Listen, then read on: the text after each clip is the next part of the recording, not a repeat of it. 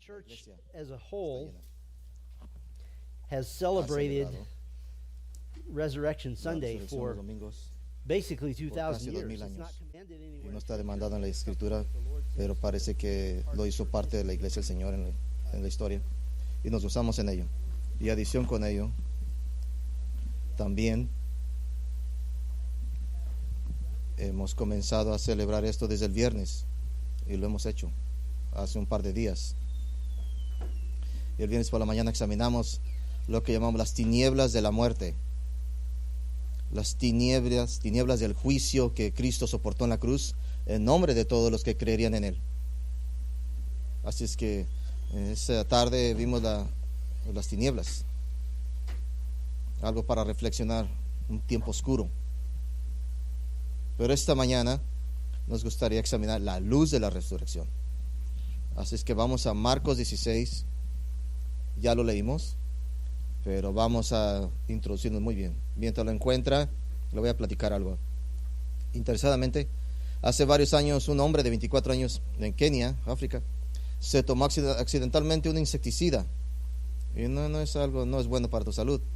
Así es que pronto lo declararon muerto por los doctores, lo pusieron su cuerpo en la morgue y 15 horas después varios miembros del personal caminaban junto al cuerpo del hombre y de repente se despertó y se incorporó.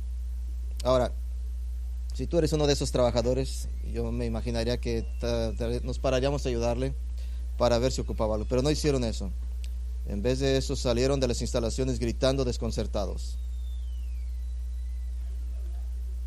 Eso sería una reacción natural a un evento que no se registra en nuestra experiencia humana. La muerte es la gran incógnita, es la pregunta que todos tenemos que responder. Desde entonces, ¿qué pasa entonces? Bueno, nuestro texto de esta mañana, Marcos 16, que leemos, veremos un relato de lo que sucedió inmediatamente después de la resurrección de Jesucristo. Usted esperaría palabras como regocijo, alegría, exaltación, emoción, deleite. Esas no son las palabras que obtenemos. Las palabras que obtenemos son: estaban alarmados, estaban asombrados, literalmente se asombraban, temblaron. Y la última palabra, huyeron, tenían miedo. Lo que es aún más maravilloso, asombroso, y nadie agarró esto hasta después de la resurrección. Jesús predijo que esto sucedería, se los dijo, serio. Marcos 8:31, y comenzó a enseñarles que el Hijo del Hombre debe sufrir muchas cosas y ser rechazado por los ancianos y los principales sacerdotes y los escribas y ser muerto después de los 3 días, resucitar. Fue su primera predicción. Segunda, Marcos 9:31, porque enseñaba a sus discípulos diciéndole: el Hijo del Hombre va a ser entregado en manos de hombres y lo matarán, y cuando lo maten, a los 3 días resucitará. También, por tercera vez, Marcos 10:33-34. Mira, subimos a Jerusalén y el Hijo del Hombre será entregado a los principales sacerdotes y a los escribas, y lo condenarán a muerte y lo entregarán a los gentiles, y se burlarán de él, y lo escupirán, y lo azotarán y lo matarán, y después de 3 días resucitará.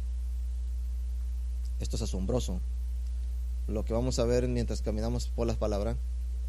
Hay muy buenas razones de que el Evangelio de Marcos termina con esas palabras: asombro, temor, tener miedo.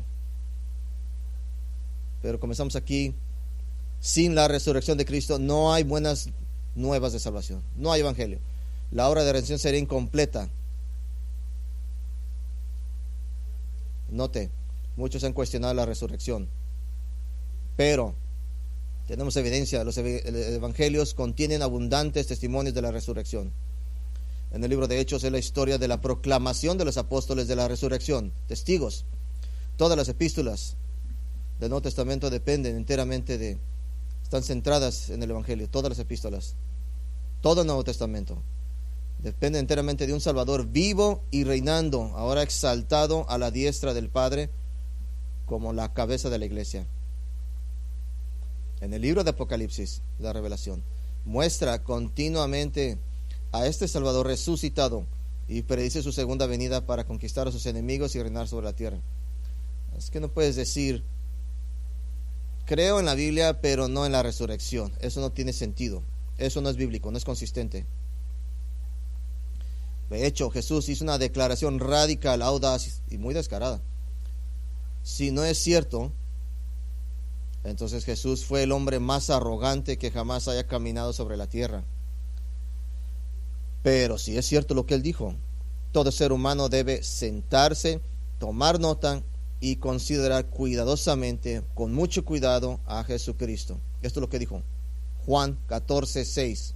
Dijo: yo soy el camino, la verdad y la vida. Nadie viene al Padre sino por mí.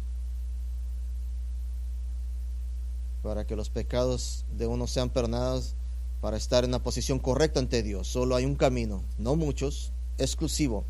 Si esto es cierto, y lo es, lo afirma la Biblia, entonces hay preguntas que debemos responder. Tenemos que estar seguros de que estamos en la compañía de aquellos que vienen al Padre, porque solamente hay dos grupos: aquellos que rehusan y aquellos que vendrán. No hay más de dos grupos. Quiero sugerir 3 preguntas que debe responder. Las abordaremos en un momento. Primero, vamos a examinar nuestro texto de esta mañana, Marcos 16, 1 al 8. El conteo de Marcos 16, 1 al 8. Y quiero leerlo una vez más este texto, porque se lo merece. Implantaron en las mentes.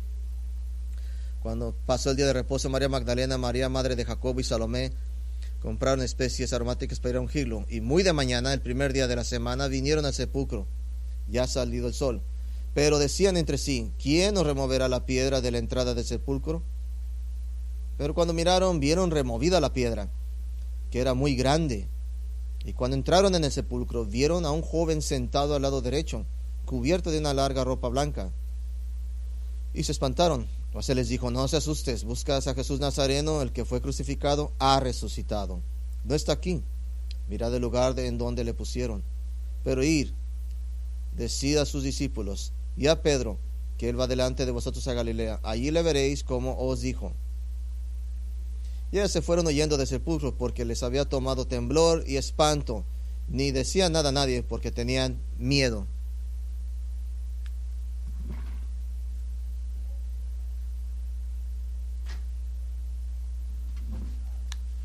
En los 4 evangelios, Mateo, Marcos, Lucas, Juan, no hay ningún versículo que realmente registre la resurrección de Cristo. Este es un evento reservado para los salones del cielo. Es demasiado glorioso y único para ponerlo en palabras. Es un momento privado entre el Padre y el Hijo, cuando el Hijo resucita en victoria. Ahora notemos esto: los 4 evangelios enfatizan diferentes aspectos de la resurrección. En lugar de armonizar los 4, quiero enfocarme específicamente en lo que el Espíritu Santo inspiró en Marcos, porque Marcos comprime una serie de eventos dando un breve resumen de lo que es clave para su propósito. Así es que demostrar sin sombra de duda de que Jesucristo es el Hijo de Dios y que Jesucristo ha llamado a la humanidad a seguirlo. Interesadamente, la narración se centra ahora en estas 3 mujeres. Las mismas 3 mujeres que Marcos menciona vieron la crucifixión de Cristo desde la distancia, en Marcos 15:40. Lo vimos esto ahí el viernes en la tarde. Interesadamente, las mujeres que siguen fielmente a Jesús y creen en Él, ayudando a mantener su ministerio, no se mencionan hasta el final de Marcos 15, 40, 41 y el 47. Luego de repente son los personajes principales. ¿Qué vemos? Están afligidas por la muerte de Cristo, lo han seguido, han sido ministradas por Él, creyeron en Él. Él les trajo esperanza espiritual y esperanza del perdón de los pecados y comunión con Dios a través de Él mismo, de Jesucristo. Pero Él murió. Así es que vamos a ver en este texto que estaban destrozadas todas sus esperanzas. Parecía el final para ellas. El tiempo con Jesús parece que ya no estaba ahí, no existía. Versículo 1 comienza cuando pasó el día de reposo. Esto sería el sábado por la noche, en la tarde, inmediatamente después de la puesta del sol. Es el fin oficial del reposo, ya que fueron a la tumba temprano en la mañana. En Jerusalén, cuando el sol se introducía, las tiendas en Jerusalén abrían por algunas horas de negocios tan pronto como el sábado terminaba. Así es que esa tarde, en ese sábado, fueron y compraron especies, estas mujeres, aceites aromáticos de olor dulce. Esto no es para embalsamar, no es una práctica judía común, sino para poner ungüentos fragantes externos como expresión de su amor. Ahora, es muy inusual hacer esto después de un par de días, pero no pueden hacerlo en el sabático, tienen que esperar varios días. Las especies era para compensar el olor de la descomposición, aunque el cuerpo de Jesús no se pudriría, pero era una forma de hacer el evento un poco más agradable, más sano, un acto de amor. Sabemos esto por la Escritura. El cuerpo de Cristo nunca se pudrirá, según Salmo 16:10, porque no dejarás mi alma en el Sheol, ni permitirás que tu santo vea corrupción. Pero es muy claro de este texto para nosotros que no tenían expectativas de una resurrección, no lo entendían. Gastaron mucho dinero en las especies. Todos los evangelios enfatizan la hora temprana, justo al amanecer, el primer momento en que pudieron ver lo suficiente como para ungir el cuerpo de Jesús con las especies. Pero tenían un problema. El problema era, ¿quién quitaría esta piedra grande, esta piedra colocada fácilmente en su lugar en una pista? Hacer retroceder una piedra que pesa al menos 1 tonelada no era tan fácil. Hasta 3 toneladas podía pesar. Piedras muy grandísimas, ellos no podrían moverla. Ellas no pudieron hacerlo. Tendrían que traer, tal vez, pedirles a algunos hombres que lo acompañaran para armar la piedra. No sabían que los principales sacerdotes y los fariseos habían ido a Poncio Pilato a pedir que se sellara el sepulcro, probablemente como una cuerda de algún tipo que era el letrero oficial de prohibido, límites de Poncio Pilato. Y no sabían que Pilato asignaría una guardia de soldados para hacer guardia a la tumba. Sabemos del texto, del versículo 4, que caminaban en dolor, en la cabeza agachada, con un humor sombrío y triste, hacia la tumba del jardín donde Jesucristo fue sepultado. Y en el versículo 4, pero cuando miraron, vieron removida la piedra, que era muy grande. No era una piedrita, no era una canica. La piedra fue removida, no para dejar salir a Jesús, sino para dejar entrar a las personas, para que pudieran observar que Él ya no estaba ahí. Mateo 28 nos dice que vino un ángel acompañado de un gran terremoto y removió la piedra. Nos sugiere que los guardias no estuvo batallando el ángel, no dice eso la palabra del Señor. El ángel siempre me la agarró y la hizo a un lado. Y los detallitos que nos dice, nos hace sonreír, que los guardias se habían desmayado como niñas. María Magdalena, la respuesta inicial en Juan 20 fue de que alguien se había llevado el cuerpo de Jesús al ver eso. Pero estas mujeres, cuando entraron en la tumba, era espaciosa, destinada a ser una tumba familiar, capaz de albergar varios cuerpos en los estantes excavados en la piedra, uno sobre uno. Lo primero que sucedió, tuvieron temor, estaban alarmadas, verbo muy fuerte, muy sentimiento de ansiedad, asombro, agitación, inestabilidad, algo muy fuerte. Vieron ahí un joven y podemos ver el detalle que estaba sentado a la derecha, claramente un ángel, algo que se pudo observar, lo pudieron ver. Este joven obviamente es un ángel vestido de blanco. Nadie viste blanco en esa cultura, pero Marcos siempre describe cómo lo vieron las mujeres, un joven. El ángel vino como el mensajero divino. La presencia del ángel enfatiza la naturaleza milagrosa de la resurrección. Y este mismo ángel está vestido de blanco. Blanco. Podría acampar aquí por mucho rato. Casi siempre se menciona en el contexto de la escatología como últimos tiempos, indicando el carácter deslumbrante de la gloria de aquellos que usan las vestiduras, algo glorioso, aquellos que traen la vestimenta divina, En el Nuevo Testamento el blanco es el color celestial primario. En Mateo 17 Jesús es transfigurado. Así que podemos ver un vistazo de su verdadera gloria.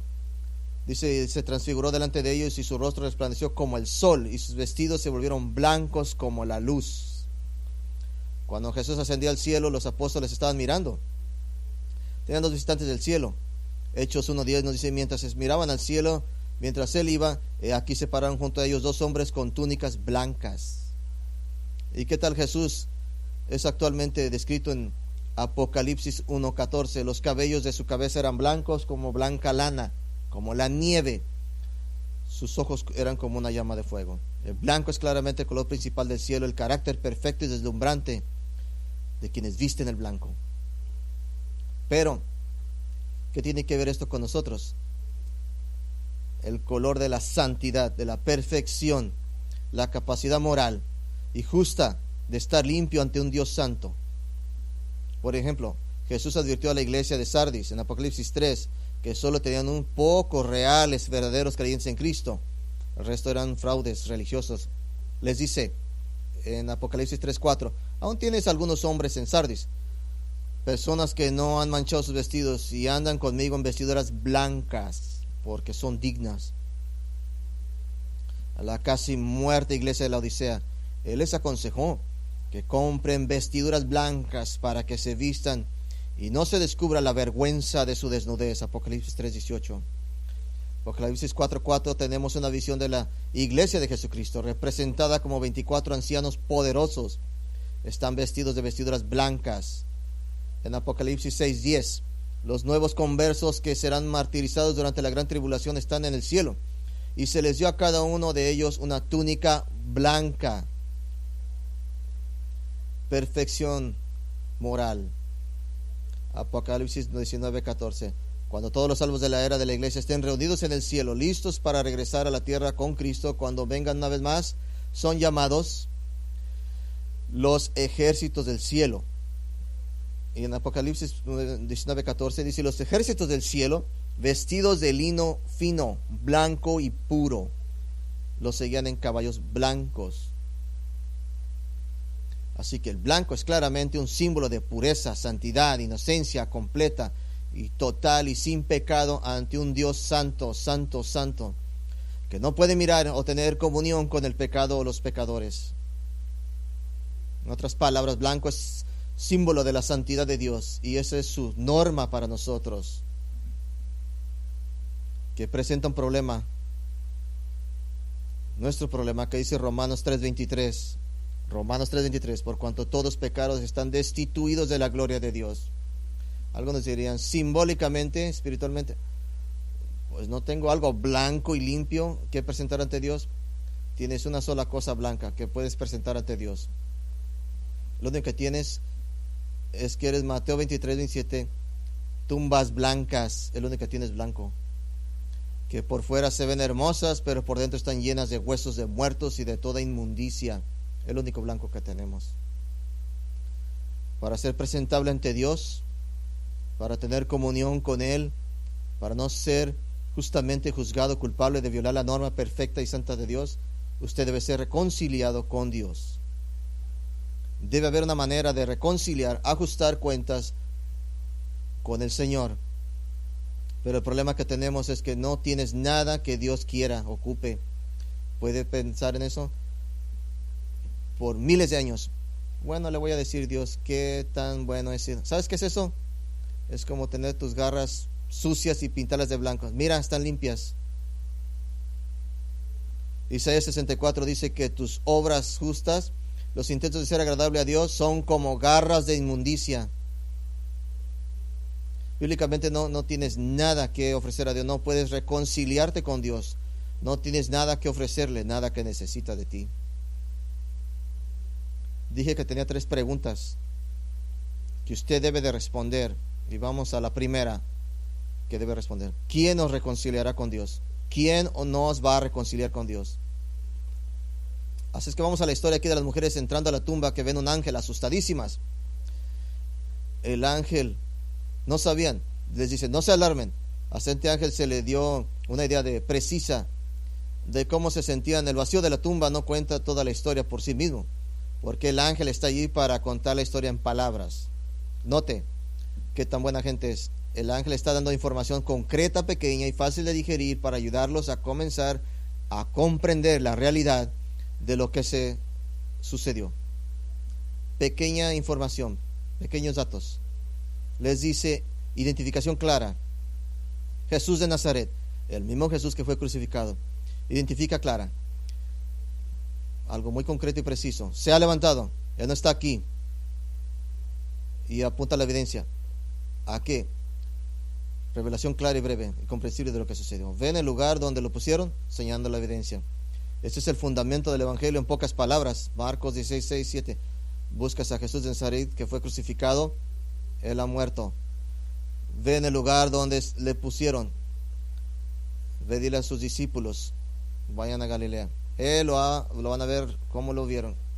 ¿Cómo es esto? Es el Evangelio en un comprimido. Él ha resucitado, Él no está aquí. Esa es la muerte de Cristo. Miren el lugar donde lo pusieron. Él ha resucitado, Él no está aquí. La resurrección de Jesucristo es exactamente comprimido, abreviado de lo del Evangelio, lo que el apóstol Pablo dio en 1 Corintios 15, 3 al 4. Porque en primer lugar os transmití lo que también recibí, que Cristo murió por nuestros pecados conforme a las Escrituras, que fue sepultado, que resucitó al tercer día conforme a las Escrituras. El Evangelio comprimido aquí. Lo que estas mujeres están recibiendo, la revelación que reciben, es ahora el punto de cristalización de su fe. Deben ungir un cuerpo muerto, pero ahora pueden recuperar su dinero de las especies. Ya no las van a ocupar. Pero noten que las mujeres reciben una orden del ángel. Vayan. Una orden fuerte. Su conocimiento de la verdad ahora requería acción de parte de ellas. Su fidelidad las había calificado como las primeras en escuchar las buenas nuevas de la resurrección y para ser los primeros en encontrarlos a los discípulos. El ángel les dijo, va delante de vosotros a Galilea, ahí lo verán, tal como Él se los dijo. ¿De qué habló el ángel? Vamos a Marcos 14, 28. Jesús dijo esto, pero después de que haya resucitado iré delante de vosotros a Galilea. No solo lo predijo, su resurrección. No predijo simplemente qué tanto iba a tardar. Les dijo dónde podían verlo. Aún después de resucitar. Ahora, esta reunión, acordada de antemano, ¿qué pasó en esta reunión? Esta es una reunión especial, prearreglada, preprovida de parte de Dios. ¿Qué pasó ahí? Bueno, lo primero que sabemos que pasó es Jesús se aparece a muchos. 25 años después, Pablo escribió 1 Corintios 15, 6. Entonces se apareció a más de 500 hermanos a la vez, la mayoría de los cuales aún viven. En otras palabras, si quieres comprobar si Jesús o no realmente resucitó entre los muertos, hay cientos de personas a las que puedes preguntar. Ellos lo vieron. Algo también pasó en esa reunión. Dio un mensaje Jesús. Al final fue algo familiar a nosotros en Mateo 28, 18. Mateo 28, 18 dice así: toda autoridad me es dada en el cielo y en la tierra. Id pues y haced discípulos a todas las naciones, bautizándolos en el nombre del Padre, del Hijo y del Espíritu Santo, enseñándoles a guardar todo lo que les he mandado. Y aquí yo estaré con vosotros todos los días hasta el fin del mundo. ¿Qué pasó cuando Jesús entregó su vida? ¿Qué pasó? Hizo que su rebaño se dispersara. Ahora los está reuniendo en Galilea. Los está comisionando. Los junta como nueva gente, a menudo llamados los evangelios, Galilea de los gentiles. Que estas preciosas mujeres llenas de temor, cuando recibieron esta instrucción del ángel, ¿qué hicieron? Hay una parte de mí que empieza a divagar. ¿Por qué hacer más preguntas? ¿Por qué? ¿Qué será ser un ángel? No se preguntaron. ¿Estás aquí solo? Había dos, dice uno de los evangelios. ¿Cómo quitaron la piedra? ¿Fue algo supernatural? ¿Hay otra manera, otras cosas que debemos de saber? ¿Cómo es que toda la ropa está aquí doblada? ¿Cómo se desapareció el cuerpo? ¿Cómo es ser un ángel? Todo este tiempo estuviste esperando aquí. Yo estaría preguntando un montón de preguntas, pero tenían temor. ¿Y qué hicieron? Huyeron de la tumba. Fue lo que hicieron. ¿Qué hicieron estas mujeres aterrorizadas? Corrieron. Esto no es algo para pensar, es correr. Un verbo imperfecto significa que algo para correr. A veces nos gusta estarnos asustando, hacernos bromas, pero esto no es eso. Esto es mucho mayor, algo muy grande, algo que crea adrenalina en tu cuerpo, lleno de emoción, de terror. No es un sobresalto momentáneo, pero esto es inexplicable. No hay nada que se pueda comparar a esto, porque Mateo 28:8 nos dice también que fueron llenos a la misma vez de gran terror, también fueron llenos de gran alegría. ¿Cómo es posible? Yo nomás puedo sentir una cosa, no creo que se pueda sentir los dos, pero ellos a la vez están experimentando esas dos cosas, terror y alegría. No dijeron a nadie nada porque tenían miedo. No comenzaron a decírselo a todos los que ya se estaban levantando para el día. Espero que para decírselo a los discípulos. No hay categorías de la experiencia humana en las cuales colocar convenientemente la resurrección de Jesucristo. Cuando Dios interviene en la historia nos cuesta procesarla, es difícil. Hay miedo aquí en la respuesta constante de la revelación de Dios en Cristo. Vemos esto solo en Marcos 4:41. Se llenaron de gran temor y se decían unos a otros: ¿quién es este que hasta el viento y el mar le obedece? Marcos 5:15. Y vinieron a Jesús y vieron al hombre endemoniado, el que había tenido la legión, sentado allí vestido en su sano juicio, y tuvieron miedo. Marcos 5:33. Pero la mujer, sabiendo lo que había sucedido, vino con miedo y temblor, se postró delante de él y le contó toda la verdad. Cuando Pedro, Santiago y Juan vieron la transfiguración de Cristo, Marcos 9:6, porque él no sabía qué decir porque estaban aterrorizados. El relato de las mujeres en la tumba es conmovedor y nuestra respuesta debe ser la misma. ¿Qué quiero decir con esto? Jesucristo no puede ser simplemente considerado intelectualmente haciendo un juicio sobre si seguirlo o no. ¿Lo seguiré o no? Como decidí si compro una camisa azul o una roja. Eso no puede ser. Cuando Jesús estaba en la tierra, dijo que algún día juzgará a toda la humanidad. Pasa muy rápido cuando estamos leyendo los evangelios, pero ahora veas que puedes oírlo en sermones. Ya creo que entiendo un poco esto.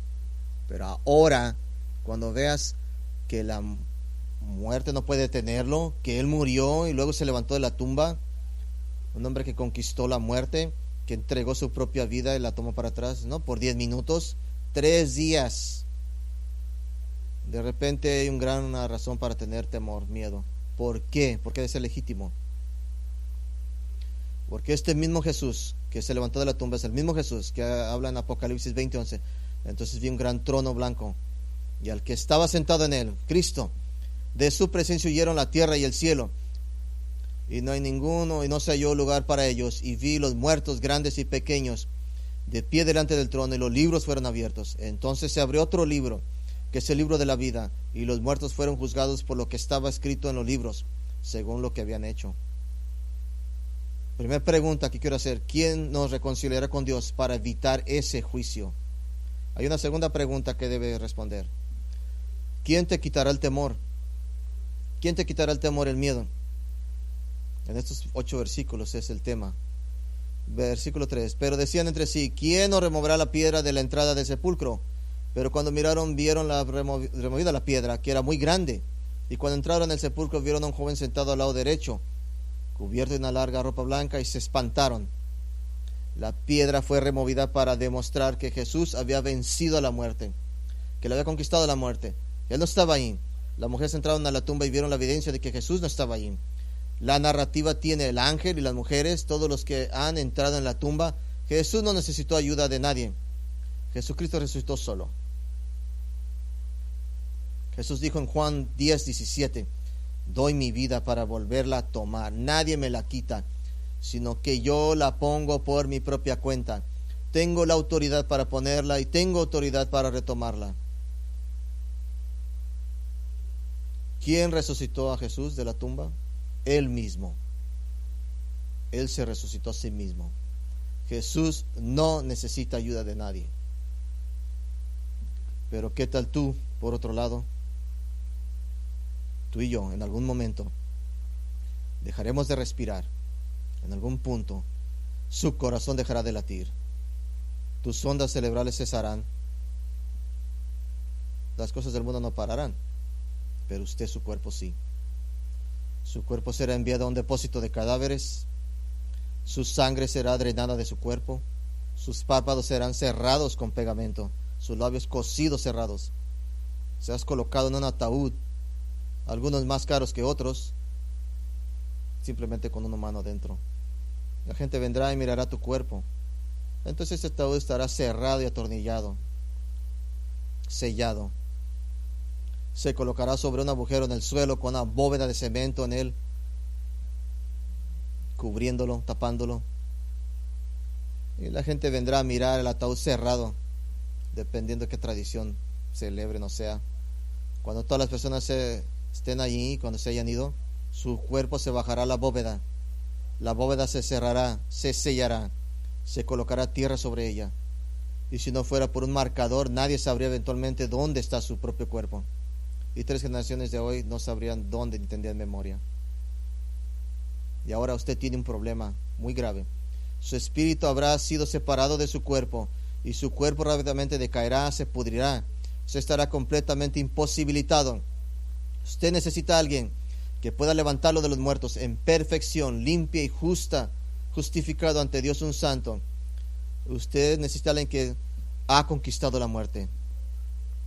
Usted no saldrá de su propia tumba. Usted no podrá quitar esa piedra. Usted no podrá hacer nada de eso. Así es que hay una pregunta que debe responder. ¿Quién quitará tu piedra? ¿Y quién entrará a tu tumba? ¿Quién?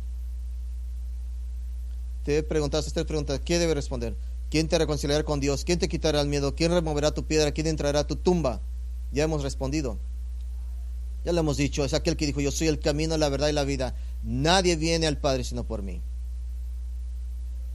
¿Quién te reconciliará con Dios? ¿Quién te hará tus pecados blancos y limpios? Isaías 1:18, venid ahora, dice Jehová, estemos a cuenta. Aunque vuestros pecados sean como la grana, como la nieve, serán emblanquecidos, aunque sean rojos como el carmesí, serán como lana. Esto es muy importante. El Evangelio de Marcos comienza y termina con un mensajero que ha venido en nombre de Cristo, y se describe la ropa de ambos mensajeros. Juan el Bautista viene al principio diciendo, el Salvador viene el Salvador, ya viene. Y tenemos detalles en Marcos 1:6. Ahora bien, Juan estaba vestido con pelo de camello y llevaba un cinturón de cuero alrededor de la cintura, y comía langostas y miel silvestre. ¿Será algo santo eso? Eso es algo mugroso, eso es lo que representa el pecado, debe ser lavado. Y al final de Marcos, otro mensajero, no decir para que el Salvador viene, sino el Salvador ya vino y ha resucitado. El Salvador ha llegado, ve a él.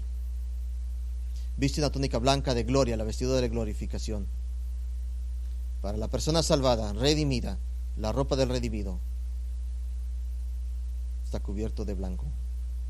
Y notamos que el ángel dice algo interesante. Vaya, ve y dile a sus discípulos, y a Pedro, no sé si quisieran nombrar a mí especialmente mi nombre, pero es el primer discípulo mencionado en Marcos 1:6 y el último en 16:7.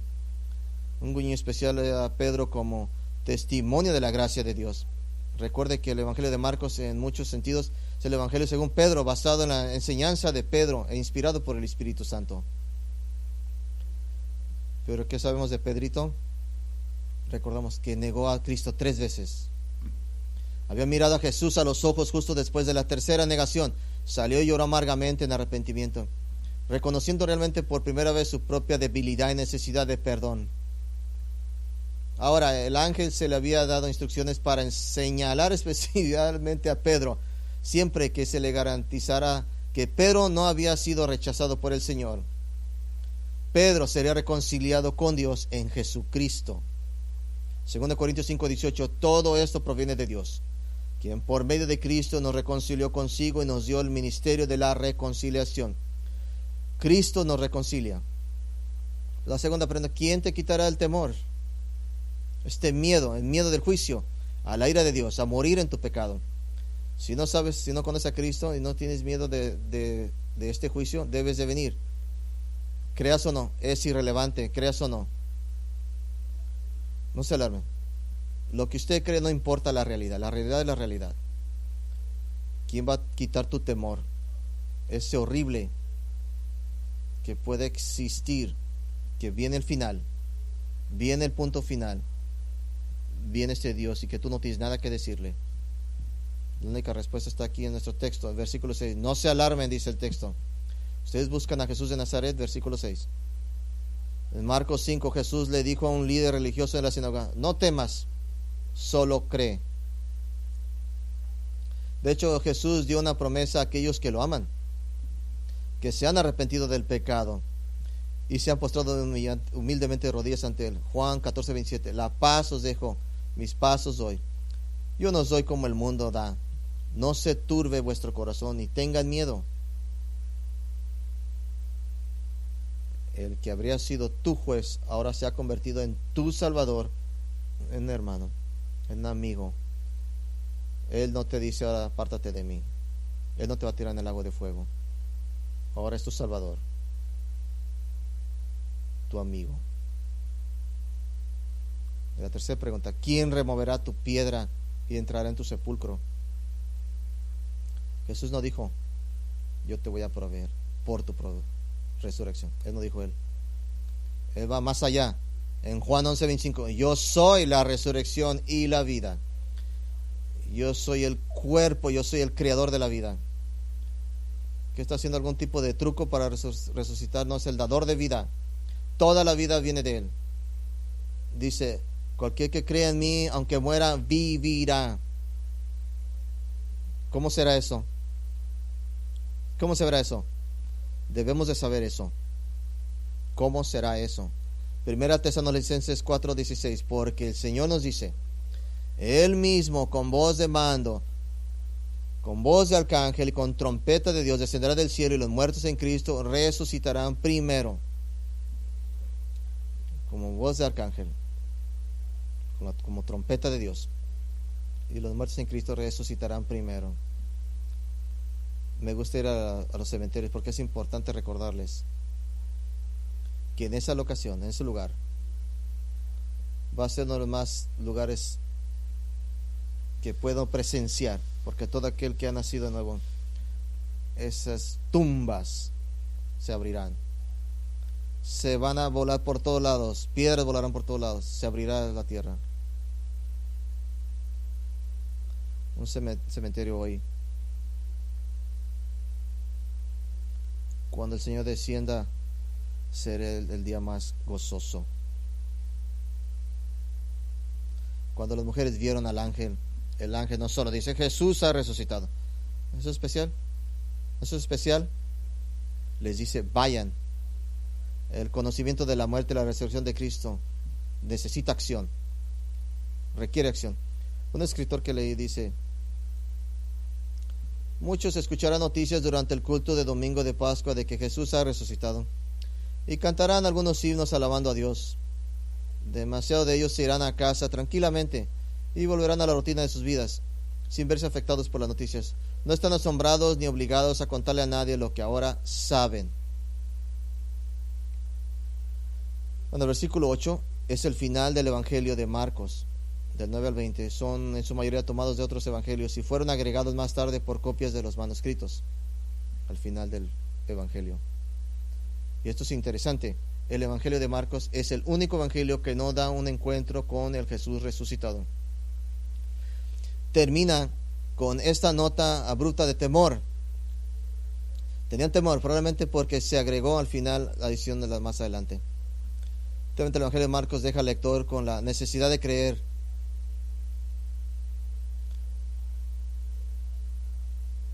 No es meterte a un estacionamiento de carros y caerte para abajo.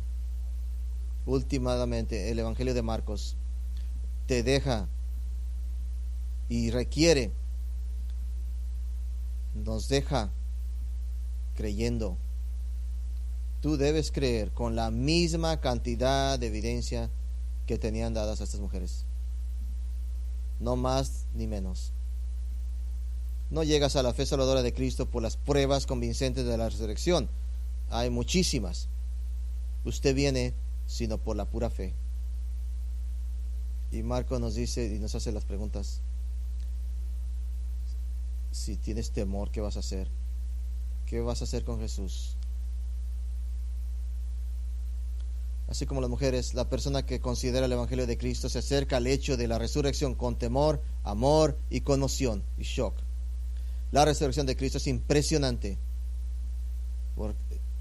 es grandiosa, porque para pagar por tu pecado y el mío, que vimos el viernes, pagar por tu pecado y el mío, el hombre perfecto, sin pecado, el Dios hombre, Jesucristo, tuvo que morir una muerte cruel, horrible, pero más que eso, Él tuvo algo que hacer, algo que alguien no podía hacer. Él tuvo que conquistar la muerte, algo que no se conocía. Toda persona debe responder estas tres preguntas. ¿Quién te va a reconciliar con Dios? ¿Quién te quitará el temor? ¿Quién removerá tu piedra? ¿Y quién va a entrar a tu tumba? Y si tu respuesta es cualquier otra cosa que no sea Jesucristo, entonces el juicio está sobre usted. Y no creer eso no lo hará menos verdadero.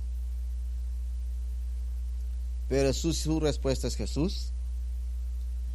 Entonces está diciendo sí a la amable invitación que Jesús mismo hizo en Mateo 11:28. Venid a mí todos los que están trabajados y cargados, y yo os haré descansar. Llevad mi yugo sobre vosotros y aprended de mí, que yo soy manso y humilde de corazón, y hallaréis descanso para vuestras almas.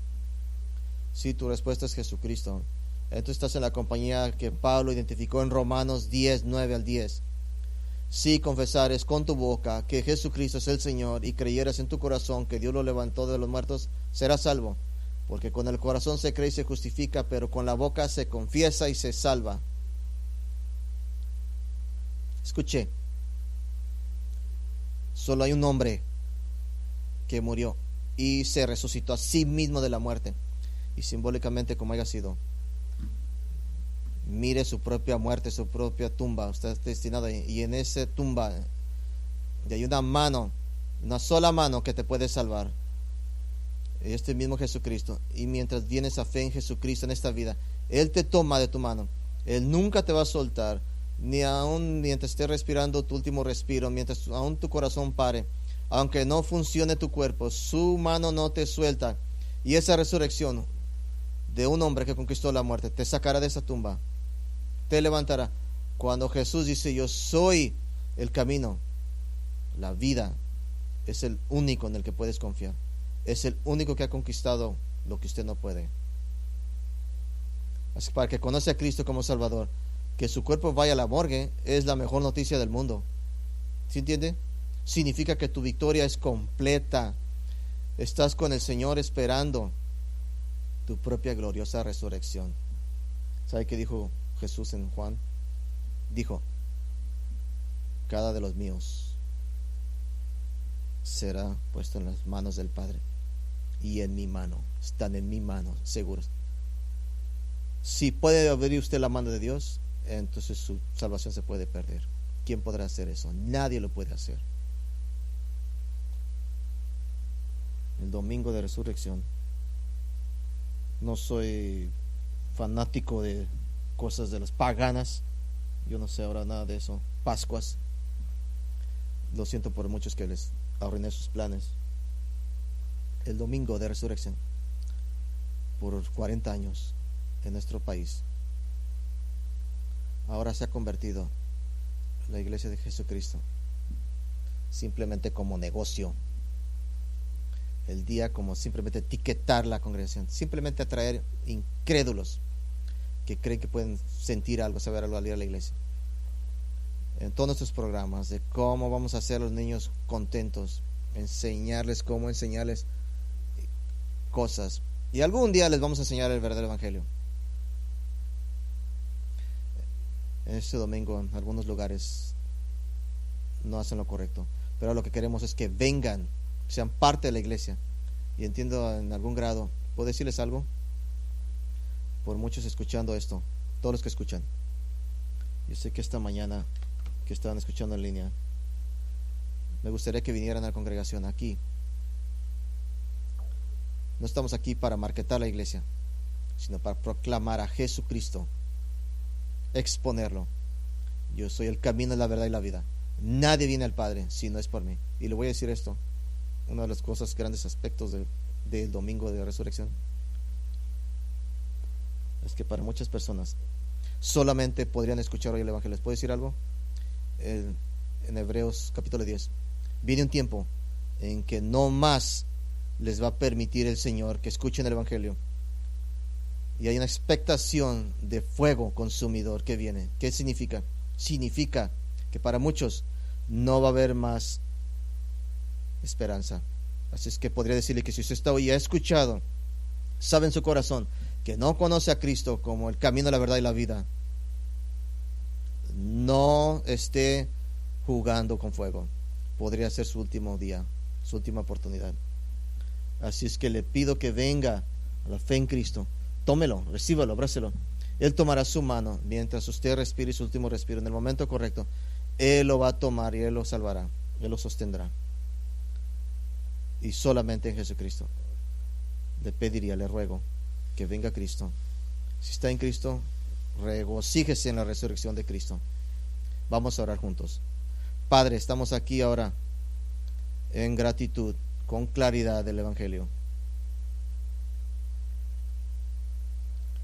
Estamos al final de Marcos, aterrorizados, y oramos para un hombre. Puede ser precisamente el caso que estoy escuchando este mensaje para alguien, que estén aterrorizados, temiendo que no están en Cristo, y en vez corran hacia Cristo, que es su juez, pero podría ser su Salvador. Y oramos que sea hoy en este día, Señor.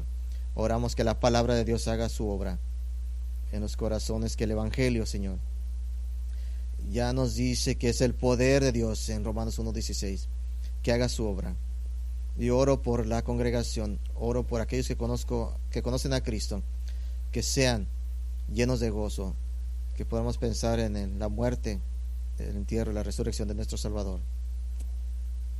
Qué evento tan inspirador, que literalmente ha comprado la eternidad para nosotros. Danos el gozo de nuestra salvación, y te damos gracias y te adoramos en Cristo Jesús. Amén. Si no conoce a Cristo esta mañana, no estoy aquí para hacer feliz a nadie, ni a ustedes sentir, wow, es un lugar bueno, agradable. Solamente estoy aquí para decirte, Cristian, si no lo conoces, si estás inseguro, aquí para mi derecha, a mi derecha, a la lado de la cruz, tengo consejeros ahí. Baje su orgullo, doble las rodillas, venga a hablar con ellos. Vamos a ponernos de pie. Vamos a expresar en canto nuestra gratitud mientras cerramos este servicio.